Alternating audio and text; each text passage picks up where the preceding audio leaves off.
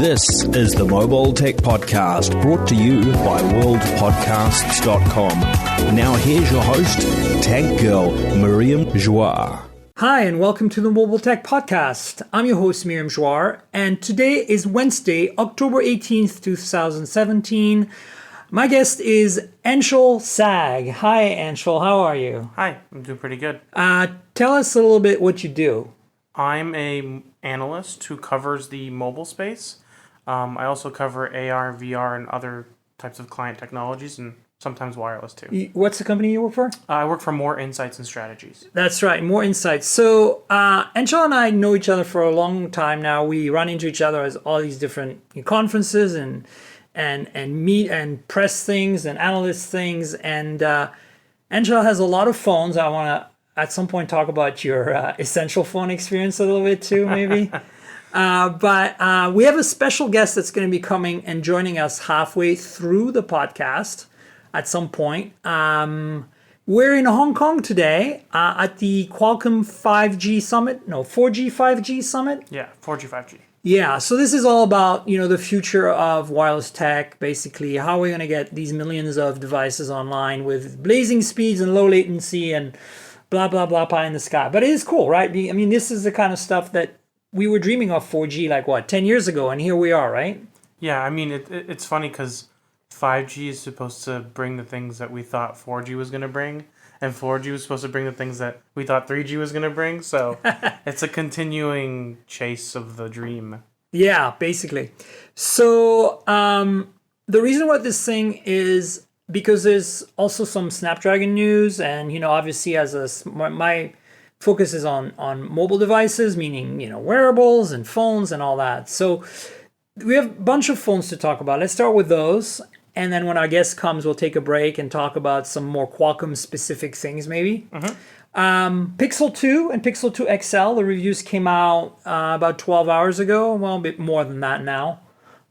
Including my video. You should go to YouTube and check it out. It's not the best video, but it was live, so live is always interesting.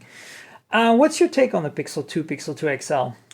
Well, I think my initial reaction is kind of similar to what a lot of other people were saying, in the sense that if you're going to get a Pixel 2, you should probably get the XL.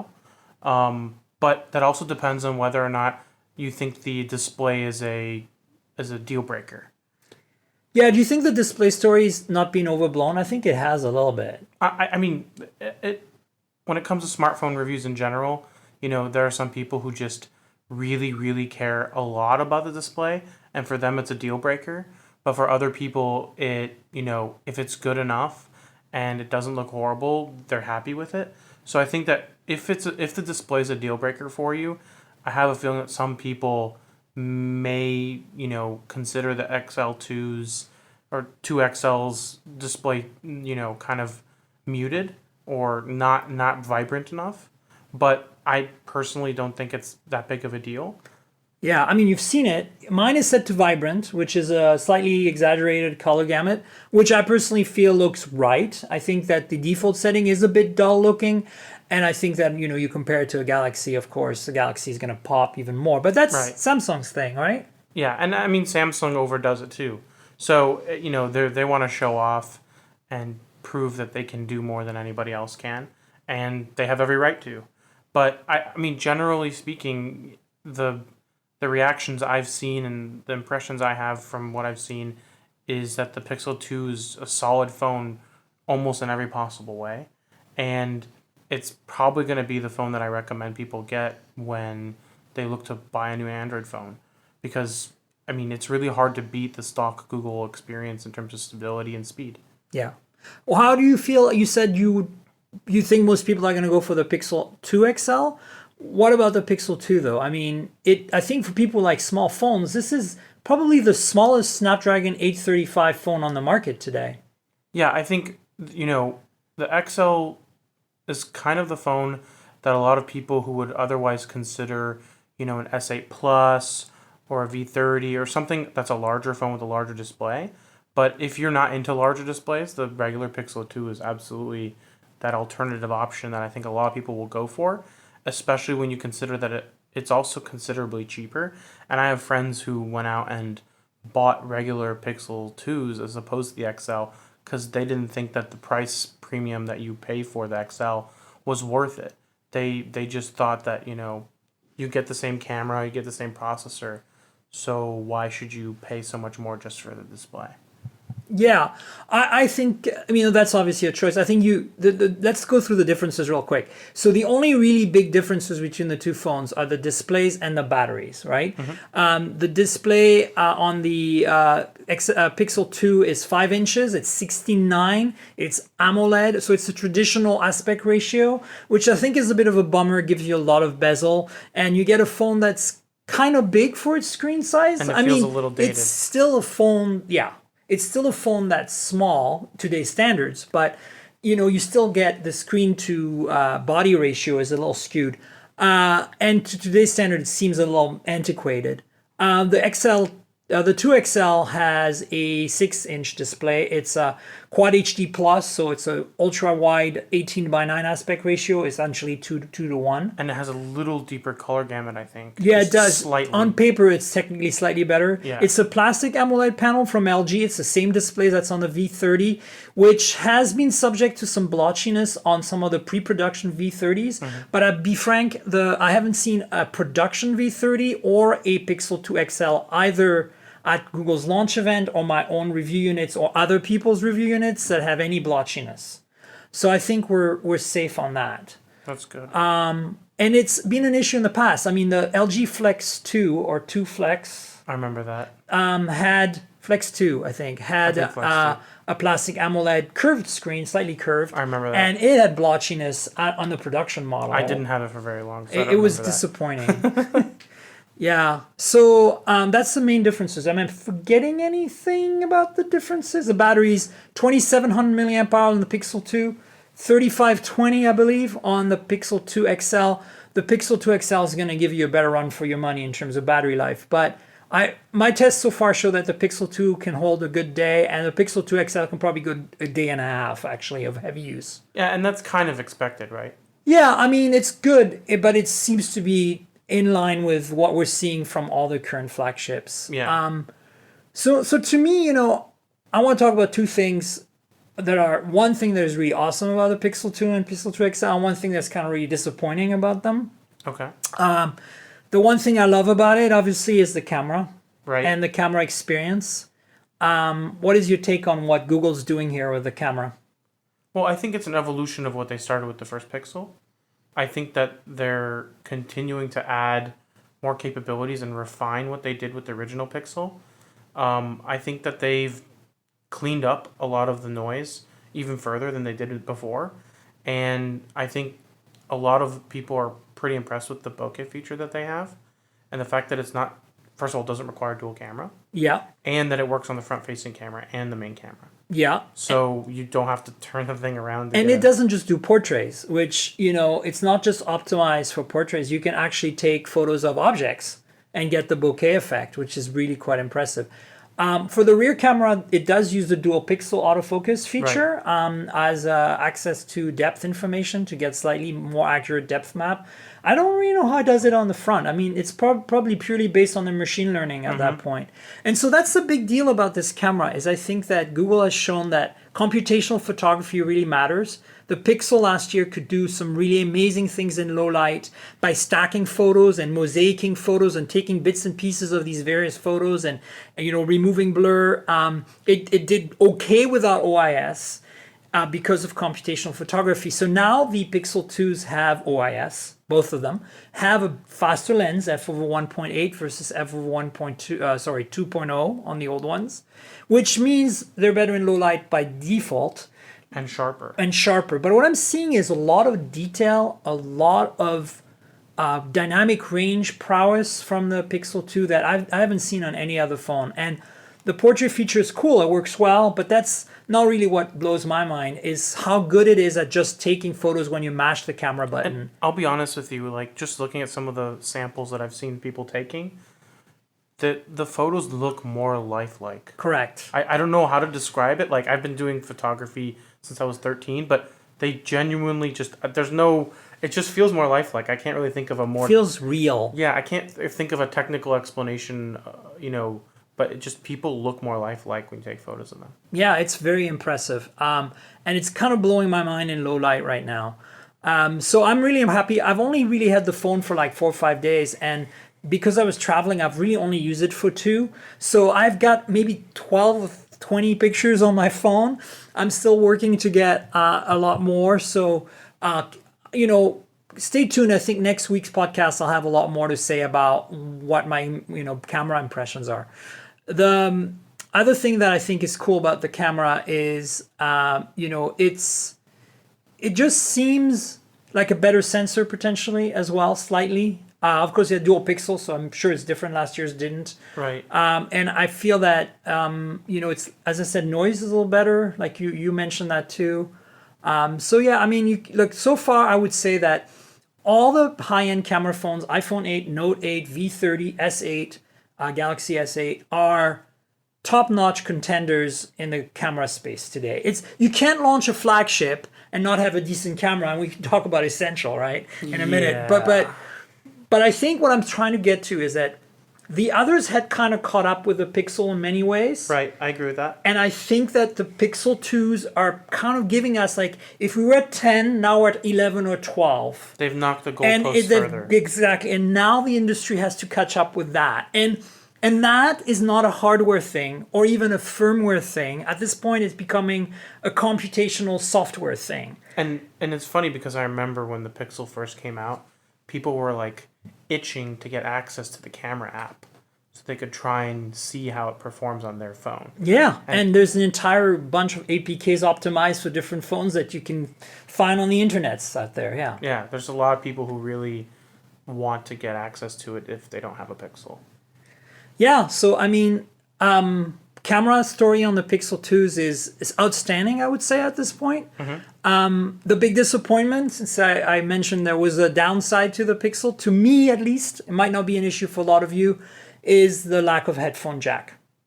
I think that if Samsung had done it, we would have been kind of taking the same position as Apple. We'd be bitching, but we'd accept it because they are market leaders. Right. They can kind of get away with deciding what the market should bear. Right. But I don't think Google's in a position to be a market leader yet. Well, to be honest, I slightly disagree with you, but I also agree at the same time. Mm-hmm. I think they're not in the position to do it because they gave Apple so much crap for it last year. Well, that's exactly what... That's my opinion, but I think they are a market leader now, and I think that they're helping to decide what the market wants or should have in a phone, for example, with the camera. Right. So, if they're able to drive the market with camera, maybe they also should be able to drive it with other components. But I as much as I'm very excited that the Pixel last year and this year as well is bringing some amazing photography improvements to the entire phone ecosystem,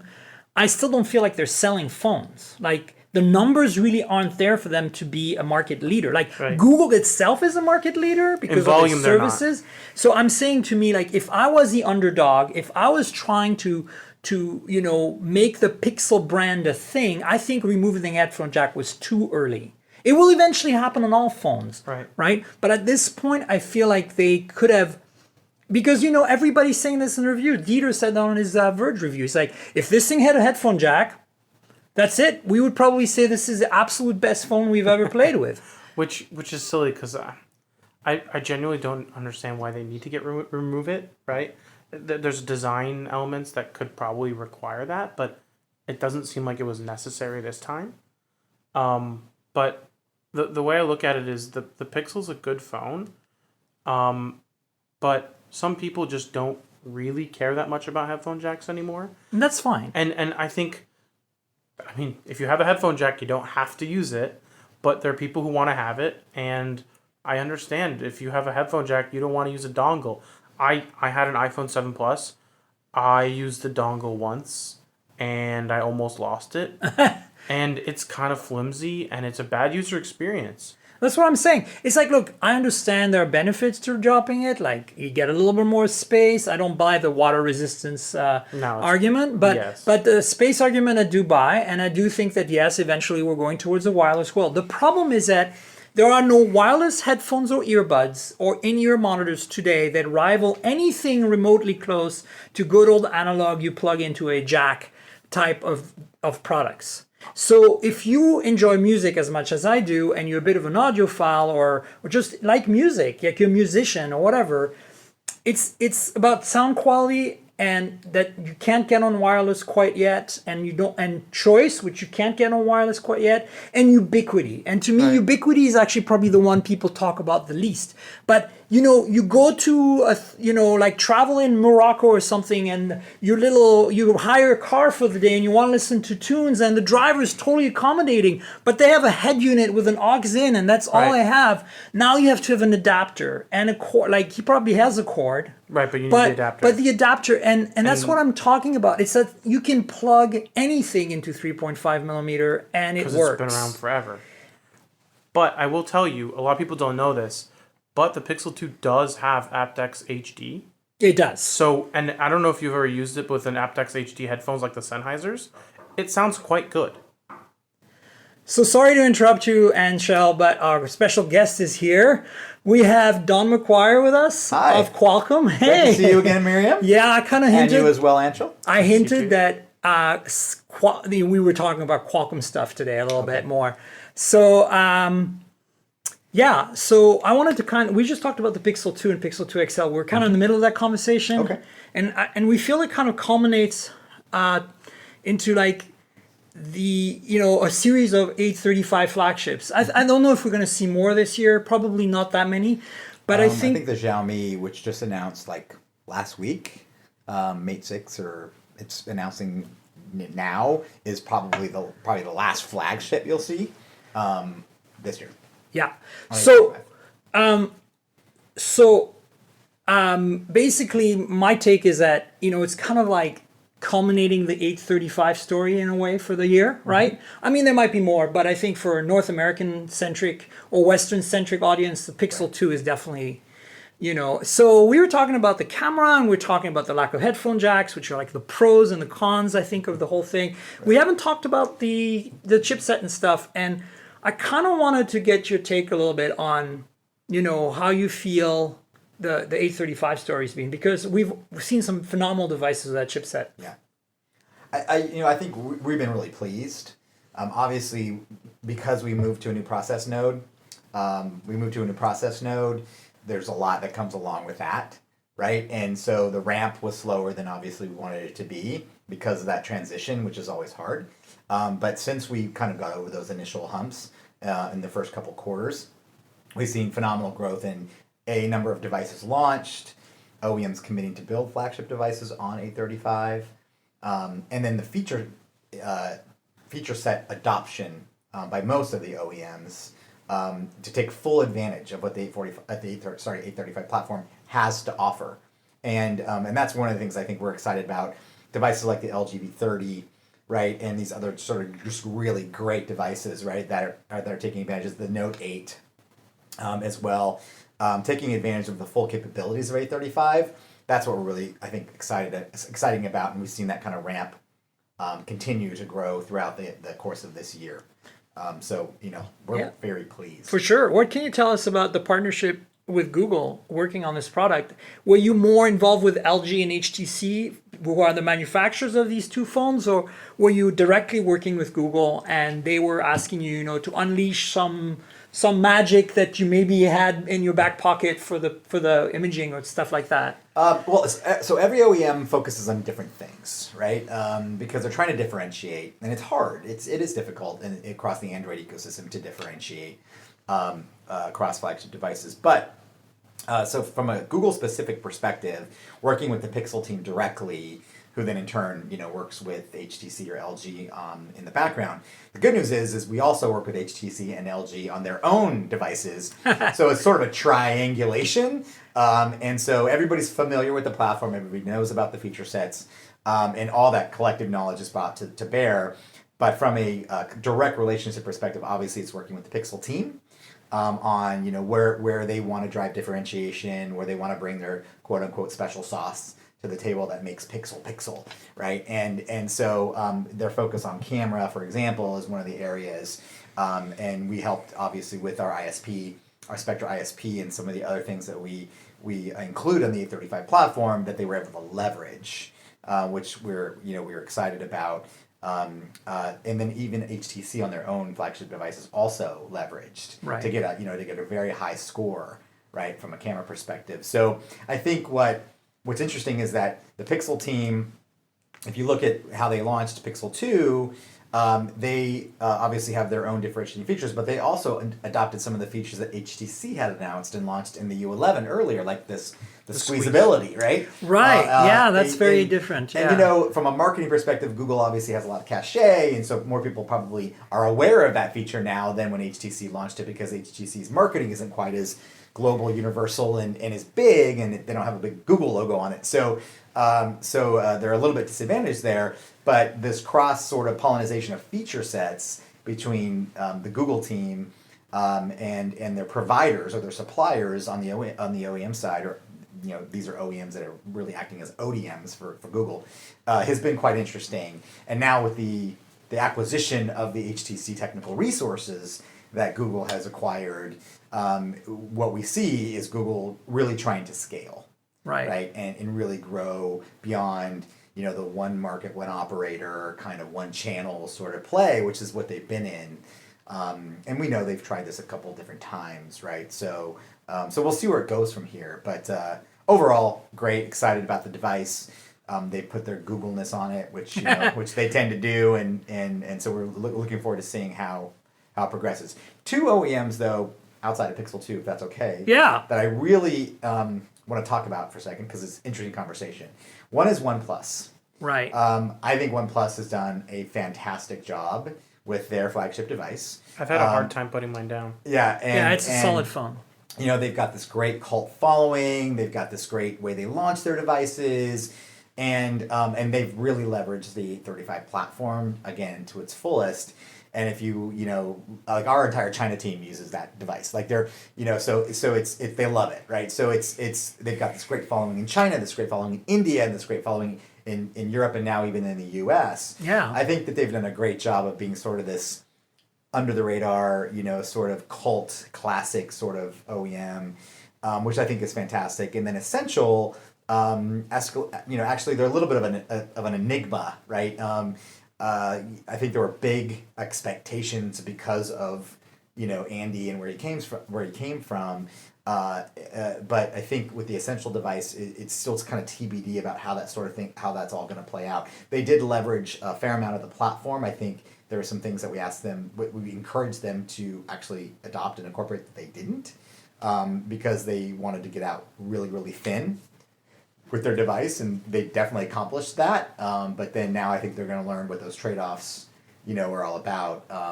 Hey, do we go thin? So we sacrifice gigabit LTE, for example, which has actually become important. Right. So those trade-offs. So they're going to learn a lot about that. So those are two other kind of OEMs that have interesting stories that are emerging, I think, outside of the usual suspects of flagship devices. Oh yeah, I think these are great stories. You've got all the big players, Moto, HTC, Samsung, and Google, with these devices. It's 835 devices, but we've seen quite a few, like new players come, well, not new, but small niche players come along, like you said, OnePlus, Essential, and I think I want to see more of that. And it speaks to, I think, Qualcomm's ability to, or small manufacturers' ability to quickly produce products. Yeah. There is a downside to that. Maybe Anshel can talk about it really briefly, because I know your time is valuable, Don. But you've had a mixed experience with your Essential phone, and I don't think it had anything to do with the 835. No, it didn't. It was more of a hype problem. I think they overhyped what they were able to deliver, and I think they overhyped what they were able to deliver in terms of time and finished product. Even though it was about 2 months late, it still felt very rushed. Yeah, you had issues with the camera, right? Yeah, I mean, a lot of people have. Well, I mean, first of all, the camera wasn't up to par in terms of But they've improved, right? Yeah, the software update, camera improved. I had issues with 360 camera. They swapped out the whole phone and the camera. So everything's working as promised now. But I still feel like, there's still some things that they could have done better. Granted, this is their first phone. Everyone should get at least a small pass on, their first device ever. But yeah, there's still some things they've got to do and improve on.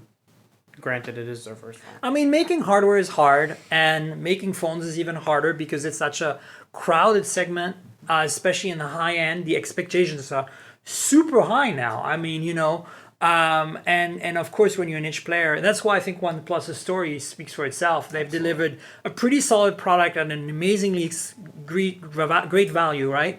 Yeah. With an 835 chipset, which is no small feat, and more RAM than anybody can shake a stick at, right? Absolutely. Yeah. Well, I think they know their audience, and they've done a really good job of understanding the needs and the desires of their audience. And then they haven't been trapped by we have to grow, we have to scale, we have to get bigger. If we don't get bigger, we're not going to be able to. They've avoided all that sort of noise to stay really true to, hey, if we're going to grow methodically, we're going to grow with our audience, and it's going to be organic. And they've given themselves the okay to do that versus succumbing to like financial pressures or investors' pressures that you have to get big really fast and you have to show this hockey stick curve of profitability, and they're just not playing that game. And I think that's enabled them to be true to themselves and true to the device and quite frankly to their audience, because they're not confused and they're not distracted by that pressure. And so we've seen that kind of loud and clear come through in the way that they've brought their device to market. Yeah. So let's talk. This is the 5G, 4G summit that we're here in Hong Kong. And thanks for coming, Don. Sure. I know it's like, I see you often, but your time is super valuable. So I want to talk a little bit about wireless and, which is your core business ultimately. You make awesome APs and Snapdragons, but really where you came from as a company is making modems and bringing amazing connectivity improvements to the market for years and years. Sure. So it was interesting to me that some of the 835 manufacturers have chosen not to implement the gigabit LTE, like the Pixel 2. But at the same time, we're starting to talk about 5G. What are they called? The test unit, evaluation units, reference designs, and stuff like that. Right. So you're having that was announced yesterday, right here. Yeah. So that means that companies like OnePlus or whoever can potentially look at creating a OnePlus 7 maybe that's going to have 5G connectivity, and that's pretty amazing. Yeah, it's pretty amazing. I think that there had been some skepticism in the ecosystem about how fast we could get there. With every G transition, a lot of complexity. Oh, yeah. Right? More antennas, more bands. I mean, Cristiano showed that chart yesterday with 1,000 different combinations, right? So it's hard. And this is why, when people look at Qualcomm and they say, oh my God, you spent so much on R&D, right? It's because of that. Like we have to, in order to A, either accelerate transition or B, solve the ecosystem's problems. And so that we can, enable the ecosystem to build these devices and provide great connectivity. So for a OnePlus or anybody else, so the fact that we've been able to accelerate from when we originally announced the X50 family to having a reference design and having a first data call is pretty phenomenal. That we've been able to do that in such a kind of a condensed time frame. It's faster than we've ever done it before. So especially with a G transition. Right. So that's been pretty cool and pretty exciting. Pixel 2 and a few others that decided not to embrace gigabit LTE. There's a couple. I have some theories. I'm sure Anshel, you have some theories too. But one of the theories is I think that at the beginning when we first started talking about gigabit LTE.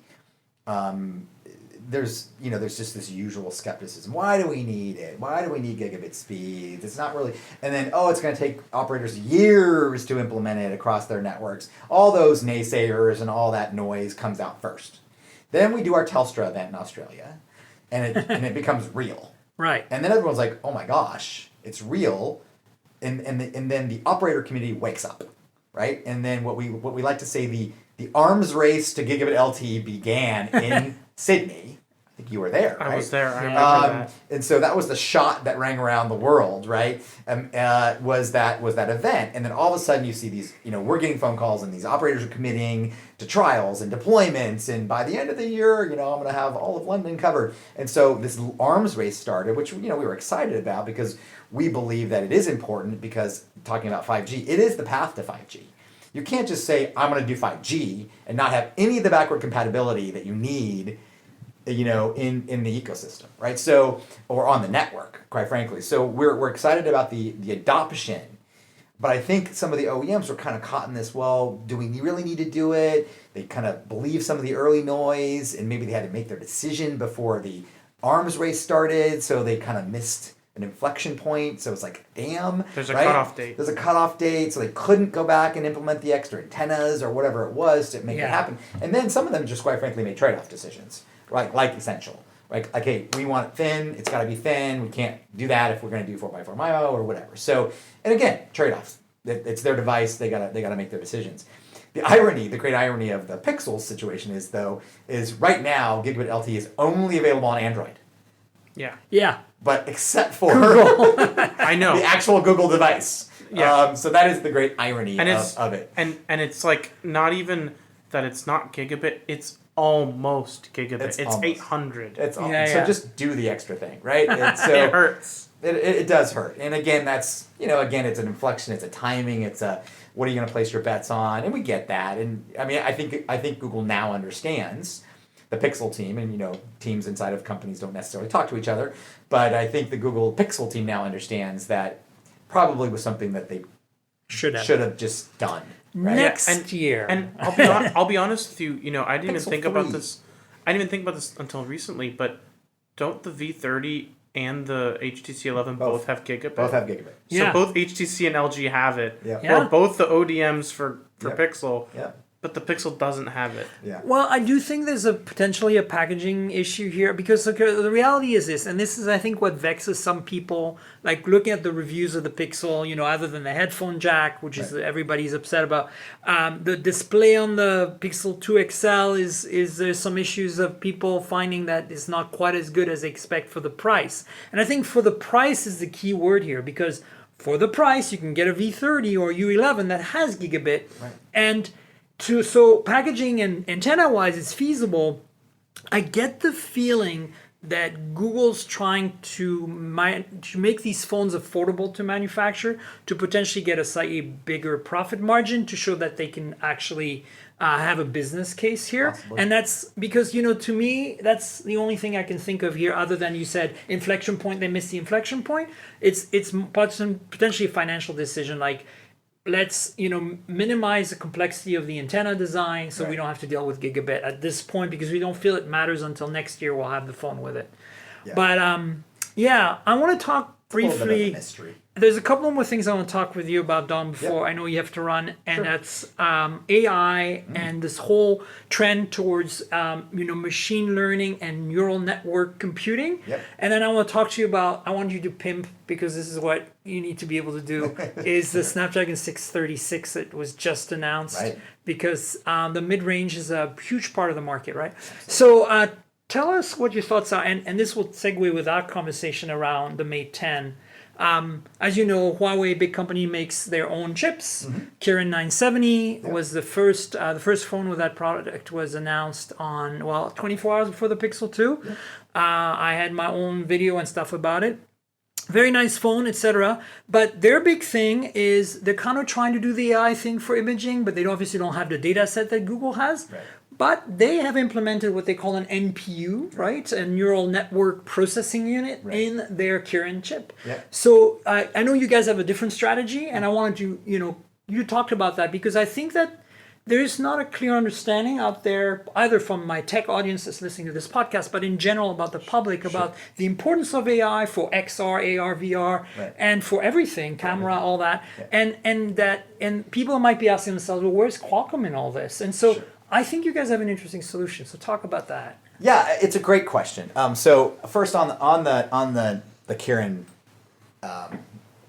processor, I think when they announced it at IFA, and they positioned it as a as the first AI processor. It was positioning. Right. I think it was positioning and marketing. They don't even make their own NPU; they're buying it from somebody else. Right. And it's a discrete part, and they're kind of bolting it on. Right. We believe that the machine learning and AI capabilities of the platform actually have to be more ubiquitous. And because, as you said, there are different things that leverage machine learning, that leverage AI, whether it's XR or AR, or just in general, whether it's XR, whether it's camera, whether it's authentication or multifaceted authentication, those types of things all have to leverage machine learning. And so what we've, and we announced this on 835, was our neural processing engine, right? Our MPE. Right. Which is not necessarily a U, it's an E, because it really takes things across the platform and it really leverages the learning in the best place possible. So if the learning needs to be positioned on the DSP, then it should be positioned on the DSP. Right. If the learning needs to be positioned on the GPU, it should be positioned on the GPU and CPU, et cetera, et cetera, et cetera. So having this sort of broader approach to machine learning and AI, and again, leveraging the platform so that you're still power efficient and you're still delivering the best user experience, both for our customers, our OEM customers, as well as for the end user, has been our approach. I'd say where we have neglected is to really talk about it. Yeah, that's what I'm saying. Like, we have not talked about it enough. Yeah. And we are going to So talk here about you it more. are. And here we are. Talking about And we're it. going to start. And it all starts with me. No, it doesn't start with me. But we are going to talk about it more going into the rest of this year and into 2018. AI to Qualcomm is an important part of our story. We are really looking at it from the on-device, on-edge perspective, not the cloud perspective, because we know the AI cloud guys are looking at it from a cloud perspective. That's not where we play. Yeah. But we think AI is just as important at the device level and on the edge level as it is in the cloud. And we have that more and more. Like the Pixel 2 again Right. has music recognition baked in. You can turn it on to always run along with the OK Google thing, right? Yeah. So and in it it's not necessarily a neural network. I mean, it is a little bit, but the point is it's always on and it's offline, so you can have it be in airplane mode. Right. It still helps. Exactly. So that on-device learning is important because you're not always connected to the cloud. I think you're going to hear more in Hawaii. I think you're going to be pleasantly surprised with our ML and AI story as you guys come and hear about all the great stuff we have planned for Tech Summit. Woohoo! And so that's one thing I will say. That's a little foreshadowing. One thing I was also going to say about it is we were joking for the Pixel 2 launch because we were watching it online in the office, was if we had a bottle of tequila and had to take a shot every time they said the word machine learning, we'd be hammered. Yeah, for right? sure. Because every single speaker, I think they were required to put machine learning into their speech, whether it belonged there or not. It was super funny, but they're committed to it, and obviously it was a great, billboard or poster for AI and for machine learning, and we're glad they brought all these features to bear. So we love that because it just helps tell the story to a broader audience because it's not well understood. Right. But we are going to start talking more about AI, about machine learning. You're going to see a lot more of our story at Tech Summit. And so we're really excited about that. Cool. And again, I think our approach is just different. I think what Huawei did was try to position. They launched their platforms a year after we launched our platforms, and then they compared themselves to our year-old platforms. And then 2 months after that, we launched our next generation platform, and we crushed them. So it's a timing. Fighting words. It's a timing thing. You heard it here first. But that's sort of the nature of the game and how it's played. Yeah. But so that's that on 636. Yeah. And I actually have been watching the press pickup on 636 over the last few days. It's been really good. When you come to a 4G 5G summit, which you made the point earlier, it's really about connectivity. Right. This historically has been a connectivity show with our kind of modem as the star. And to launch a new AP at a show that's really all about connectivity, even though it's obviously integrated onto the 636's connectivity, it's interesting about, do you get the pickup that you want? Are people really listening? Or they is everybody fixated on 5G? Is everybody fixated on X50 or X20, whatever? So I'm really happy with the pickup, and really the good news story about the 636 is we have negotiated and deliberately brought premium tier features into the high tier, we call it, the 600 tier, so that we can enable a bigger, broader range of affordable devices that can take advantage of some of these features. Right. And we usually do cascade and waterfall features down into the 600 tier based on timing and based on scalability and manufacturing process and things like that. A lot of factors that go into it.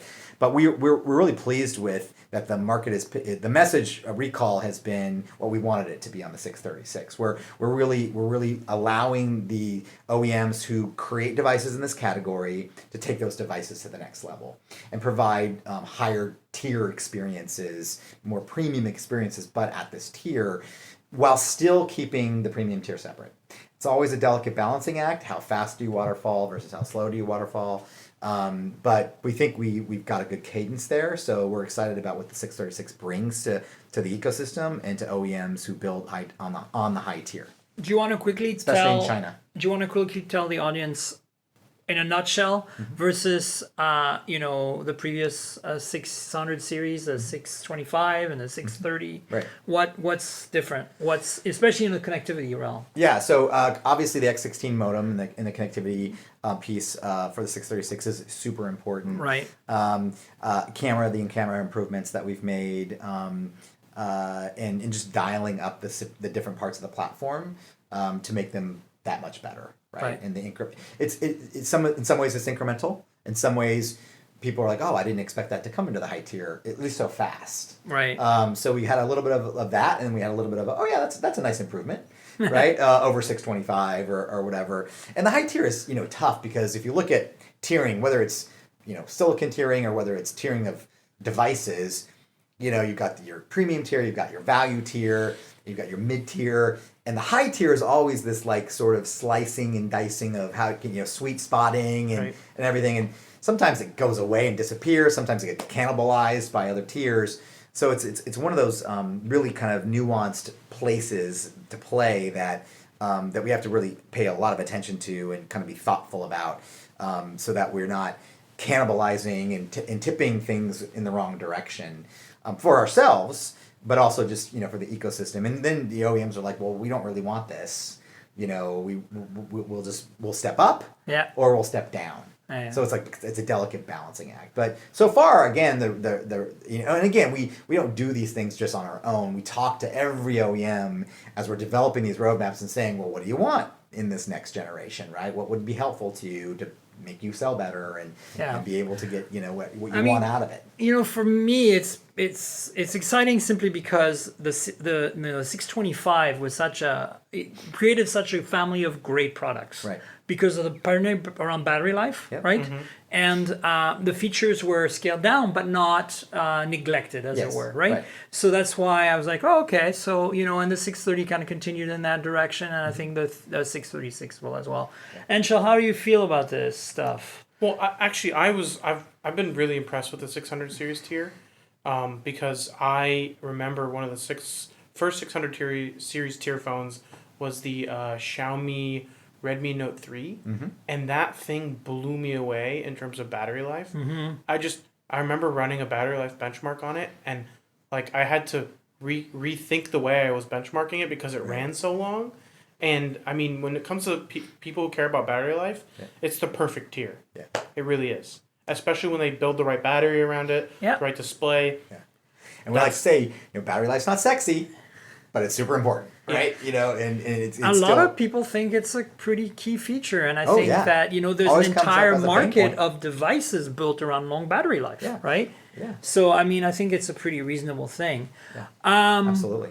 Well, listen, Don, thanks for being here. Well, thanks you guys for being traveling to Hong Kong to be here. Yeah, well, and it's actually got nice outside. I know it's sunny. The typhoon is over. Eyeing the pool earlier, to be honest with you. Yeah, it's very nice. But thanks for being here, and we're going to be talking. Obviously, we mentioned the word Snapdragon at least 3 or 10 times every podcast. It's hard not to. I appreciate you helping me with my brand awareness. Well, it's like I'm primarily an Android user, and the reality is that the Android world runs mostly on Snapdragon these days. So I mean, it's not like Qualcomm we can just ignore, as it were. So and we wouldn't. So, thanks for being here. Appreciate You're it. very welcome. And, Anytime. Look forward to seeing you guys in Hawaii. Yeah. And maybe we'll do this again. Yeah, I think that would be That'd be great. Yeah, by the pool.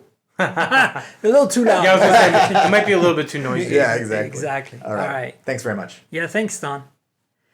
So yeah, Anshel, we talked about the Mate 10 just now a little bit with Don, mostly kind of from the, perspective of, they made a processor with an NPU. What are you going to do kind of thing, right? But at the same time, I kind of want to know your take. You're an analyst. Your job is to tell a whole bunch of people out there rely basically on your judgment and your knowledge and your opinion on what matters, right? So, tell me what you think of this whole AI push in silicon, aka Karen 970 versus what Don just talked on the Qualcomm ecosystem side of it.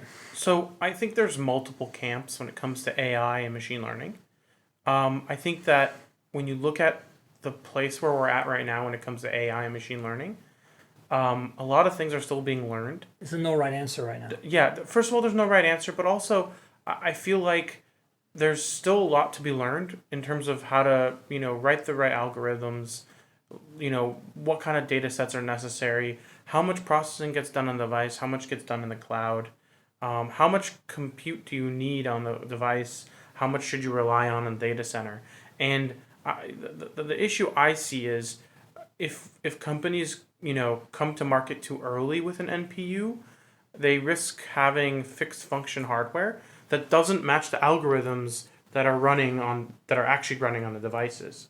And ironically, Qualcomm was one of the first companies to come out with an NPU, and they didn't actually have anything to run on it. And this was like 2 or 3 years ago. Right. And now, you have companies like Huawei who are coming out with NPUs, and I think Apple also has some kind of NPU. right, yeah. and some kind of NPU. But the thing is that it's really difficult to do an NPU in hardware if you don't have a set, algorithm that you're going to always run. Right. Because otherwise it doesn't run as fast. It doesn't have that benefit of being fixed function hardware.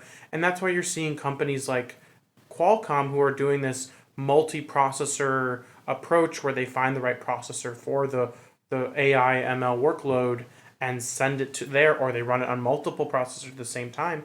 Because ultimately, I still think we're really early days on AI and ML, and there's still a lot that's going to be learned.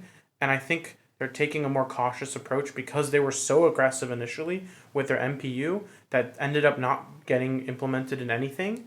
And now that they want it, now they're realizing how much more they have to learn. Right. And I think if you look at it, like, why is NVIDIA, on the high end still so popular? Because their GPUs are able to adjust to new types of algorithms and new ways of doing AI and ML that simply are changing on a monthly or if not daily basis. Right. So when you look at AI and ML and how things are changing constantly, that's why those GPUs and FPGAs are so popular in the data center to do all these kinds of, processing capabilities, because ultimately fixed function hardware right now, yeah, you can say you're 100 times faster than a GPU, but that's if the algorithms stay the same and if you're sure that the algorithms will stay the same in the future. Right. And you don't get left behind by new algorithms and new ways of doing AI and ML.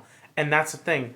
The reason why I think Apple and Huawei are able to do what they've done is because they own the hardware, they own the software, they own the entire experience. So they know there are certain software features that aren't going to change because they're the ones who implement them. Yeah, exactly. And I mean, I think in their case, Huawei was very clear at our briefing that they want a lot of his computational photography. So a lot of what we're seeing on the Pixel 2. I didn't really get a chance to play with the cameras on the Mate 10 very much.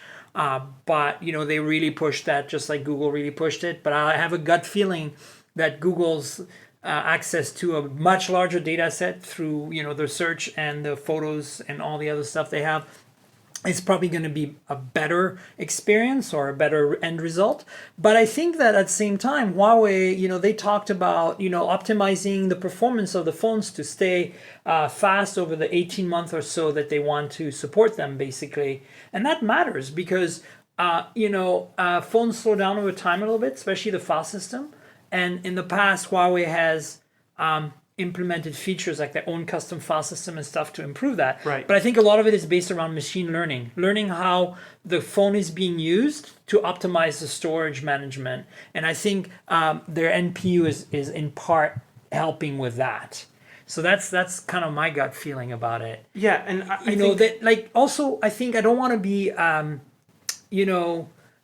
jaded journalist, but look, Huawei is going to make this phone. They're going to have a few use cases running on the NPUs that are pretty nicely set, and that's not going to get upgraded, and you're basically going to eventually get another Huawei phone with better technology. So they don't care, right? I mean, the reality is when you do fix function hardware like this, you silo yourself.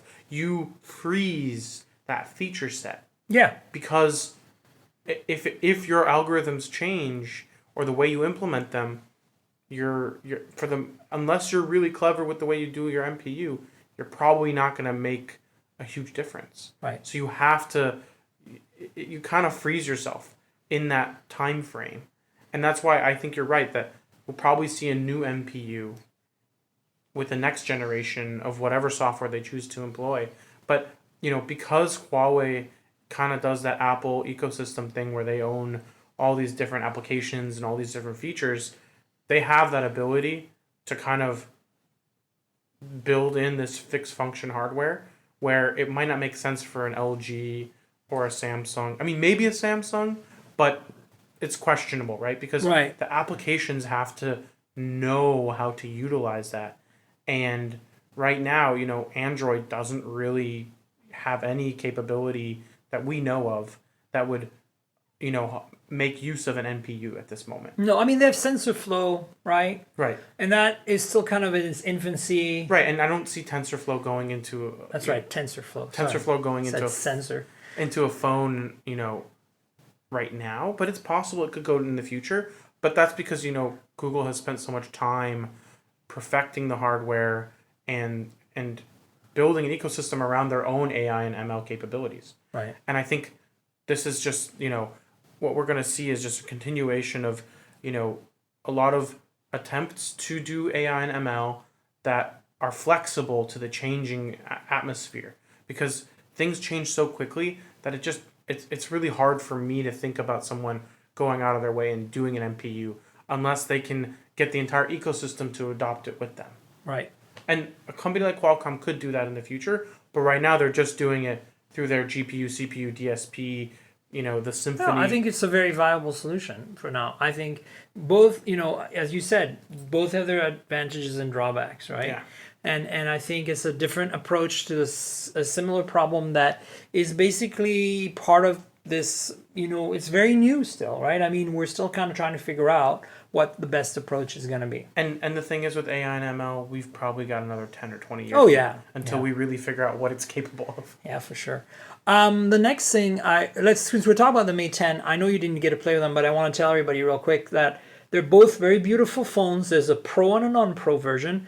The Pro is water resistant, has no headphone jack, has no micro SD support, and has a lesser resolution display. However, the Pro has a wide aspect ratio, ultra wide display. So it's got like an 18:9 display. That's AMOLED, and it's 1080p plus. Does it do Daydream? Like the other Pro did? No, it's 1080p plus. Oh. That's what I'm saying. So it's interesting on one hand that the Mate 10 Pro is kind of more the premium product, but at the same time has no headphone jack, no micro SD, has water resistance, but has a lesser resolution, wider aspect ratio screen. And then the Mate 10 regular has an IPS Quad HD panel, has very small top and bottom bezels. So it kind of looks like a Samsung Galaxy would, but I mean, it kind of does in the photos. But it's wide, it's wide, right? Because it's 69, the IPS on the Mate 10 regular. That's a weird set of So it's interesting that it's also not water resistant, and it has a headphone jack, and it has micro SD. But the cameras are the same on both. The processor, the RAM, there's more RAM and more storage on the Pro. On the Pro, right. 6 gigs, I think, versus 4. And so it's an interesting thing. But the cameras get me excited because Leica's involved again, and we've seen that they can deliver. I mean, they're not quite at this, at the place where the competition is. But think about it. It still takes good photos. The P10 came out in March at Mobile Congress, essentially. And shortly thereafter, it was on the market. So we're talking about a pretty old phone compared to the V30, the Mate 8, not the Mate 8, the Note 8, the Pixel 2, and all that. And so as a result, I think that if the Mate 10 is trying to be competitive, we're going to see a big improvement in the camera. But what's got me excited not only is the Leica branding, because I know Leica will put some good DNA in there, but it's f/1.6 lenses, both of them.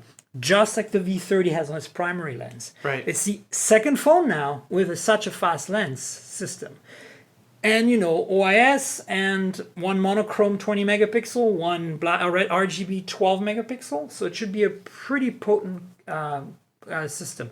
And then, of course, the Mates and the P series have always been pretty awesome phones. I've actually preferred the Mate series over the P series. Me too, generally. I feel like, they say the Ps are their flagships, but the Mates to me really feel like But it's the same as the Note versus the Galaxy S8. The Galaxy S8 is a flagship, but the Note is kind of like this extra little bit. Right, and I think part of the reason why I have that feeling is partially because they roll out the Mates first. Correct. And the Mate you spend a lot more time with, and then you get the P and you're like, okay, I can see how this is a flagship, but I've had the Mate for so long. Yeah. Well, if you look at the numbering scheme, though, it's generally the P first and then the Mate, right? Go P9, Right. Mate 9, P10, Mate But 10. it feels like the other way around. I agree with you. It 100%. totally feels Yeah. like the Mate is actually coming first. And so this Mate 10 is also a bit more kind of like, it doesn't have the stylus like the Note does, but you can feel there's a business user kind of focus there because it has DeX.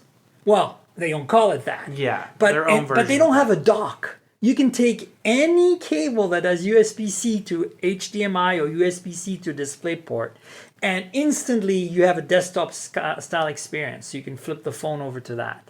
Now, is the desktop style experience as good as the DeX one? Because I have to tell you, I finally got to play with DeX. I love that. And oh my God, this is the first time I've used a smartphone in a desktop experience-like environment. And it works. Where I felt like, okay, this is totally like Chromebook. It's like, I can deal with this. It's Yep. totally fine. I'm thankful that I've been able to play with DeX for the last couple months. It's pretty with awesome. my S8 Plus. And the one thing that I was really impressed with was that they thought about adding cooling to the charging pad. Yeah. So that it doesn't overheat, so your experience doesn't degrade as you use it for longer periods Yeah. of time. Because I feel like a lot of people overlook that, and the heat gets higher, and it starts to throttle the phone, and the experience isn't really a desktop experience anymore. I agree. And I think that one of the mistakes potentially that Huawei did the Mate 10 there is that you can't charge at the same time because you're plugging into the TV. But they did one thing that I think I wish that Samsung had done is that you can use the phone as a touchpad and a keyboard. Yeah, they pretty So- much disable the phone when you're Yeah, using DeX. and that's one of the things with DeX that bugs me because if you're just wanting to watch Netflix, you have to Yeah. pull out a Bluetooth mouse to put it in mirror mode at least, or to actually like use a desktop interface or a USB mouse. I at will least. say part of the reason why I like DeX also is I was able to connect my mechanical keyboard and mouse to it, and like it was like using my PC at home. Yeah, I mean it's easy. It's better integrated in the sense that with the Huawei you'd have to use Bluetooth to do that. Yeah. Whereas the DeX gives you two USB Type A inputs, right? Yeah, I mean look, there are pros and cons to dock, but my point is that you could technically create a dock by having like that Hub. the hub I'm using for my MacBook right now to record this podcast, right? So, I mean, whatever. I mean, I think that it's interesting that they're doing it, that you don't need special hardware for it. Right. What Which else? sounds like a Huawei thing. to Yeah, do. totally. What was the takeaway other than that? I mean, look, I'm looking forward to reviewing it, and Me too. I'm hearing strong rumors that the 10 Pro will be coming to the US, not the 10 regular. So be prepared for another phone without a headphone jack, and I'm going to be mad again. Oh, God. What I really should be doing is drinking whiskey while I do the podcast, because every time the headphone jack gets mentioned. You should drink. No, I don't drink. So anyway, Pixel 2, Pixel 2 XL, very impressive, very happy. Mate 10, very promising. You had, not so great experience with the Essential, but, let's hope that, they sold enough of them that they can stick around to maintain them and improve the software experience and maybe give us an Essential 2 next year that fixes a lot of these issues. Yeah, I mean, the reality is hard. Like you've said, hardware is hard to do. And I hope that they've learned from their lesson. I hope they've learned their lesson, and that they've sold enough devices that they can actually continue to make phones. It sounds like they've got enough funding where they should be able to pull that off, but ultimately it comes down to whether or not the market accepts them. Yeah. Because if the market doesn't accept them, they're never going to sell enough devices, and there haven't really been very many good rumors in terms of their sales. So I hope that they're able to work with Sprint perhaps to improve their sales. But the problem is difficult. Sprint. Yeah, I know. Right? Sprint is. I mean, who wants to be on? I hate to say this, but who wants to be on Sprint? If you're a Sprint customer, guys, and it's working for you, congrats. But I don't know anybody who's on Sprint who's happy. Right. And some people choose it for cost, but at that point, T-Mobile is just as competitive, and I think is a better experience. And you have much more choices of devices because Sprint is so limiting in devices. I honestly, it's like when the Palm Pre was announced on Sprint only, I was like, what a nightmare. And when the Essential was announced on Sprint only, what a nightmare. And when the U11 was announced on Sprint only, well, you can buy it unlocked from HTC. So, you can also buy the Essential unlocked too. Okay, yeah, no, I'm running it on But my T-Mobile. point is that at least the Pre was locked into only Sprint at the time, right? Yeah. But I agree that you can get the unlocked versions for the Essential as well. I'm just saying that, for the average customer who just walks into a store and sees this phone and wants it, if they can't get at AT&T and Verizon, in my opinion, like who cares about T-Mobile and Sprint, frankly? But if you can't get at an AT&T and Verizon store, your phone doesn't exist, okay? I agree completely. I think carrier exclusives are dumb. I get the whole business case behind it, but ultimately, if you want your phone to be successful, you have to be in all four carriers. Yeah. And Google doesn't even have that. And Google doesn't even have that, and that's why they're not really truly successful, right? They're marginally successful compared to what they used to be like. But when you put them against, Samsung and Apple, they look like a peon. Yeah, and that's Huawei's problem in the US. Right. I mean, they're a massive company. They could even become number one this year in volume or whatever. Compared to, I think Apple's still the number. I mean, volume profit, one of them. Apple and Samsung are still 1 and 2, but Huawei's a very close close and they did that one quarter where they were number 2. So my point is that, but imagine that's the case, yet Huawei doesn't pretty much, for all instances and purposes, for all practical purposes, doesn't exist in the US for the average consumer. Absolutely. Unless you're looking at low-end crap phones, right? So yeah, it's kind of crazy. Anyway, we should probably wrap it up, but I just wanted to say thanks to Don for being here again, and of course, thank you, Anshel, for being here. Please plug yourself. Tell people where they can find you online. I know you have a pretty strong presence on Twitter anyway, so and Facebook, but Twitter. Yeah, so I am on Twitter. You can find me at Anshel Sag. And I write on Forbes from time to time. Oh, that's right. I also write for some VR publications from time to time, sometimes Upload, sometimes Road to VR. But yeah, I like to be opinionated, and Twitter, we like that about you. And Twitter tends to be the place where I make my initial reactions. Cool. Well, you guys know how to follow Anshel now, and I am Tankerl on Twitter at TNKGRL. That's like the comic book character Tankerl without the vowels. Also, we've talked about a couple of phones just now that I've played with and made videos of on my YouTube channel. So go to youtube.com/Miriam Jouar, that's my full name, and you'll get to my channel. So if you want to see what these phones look like and get a feel for the cosmetics and the experience, check it out. And of course, please tell your friends about the podcast. Subscribe. mobiletechpodcast.com is the website that will take you to a place where you can subscribe with the RSS feed. You can find us on iTunes and of course on Pocket Casts as well, which is the very popular Android podcast app. Stay tuned for next week. We'll have another awesome guest, and we'll catch you later. Cheers, everyone. This has been the Mobile Tech Podcast with Tank Girl, proudly presented by worldpodcasts.com. You can visit us online at mobiletechpodcast.com.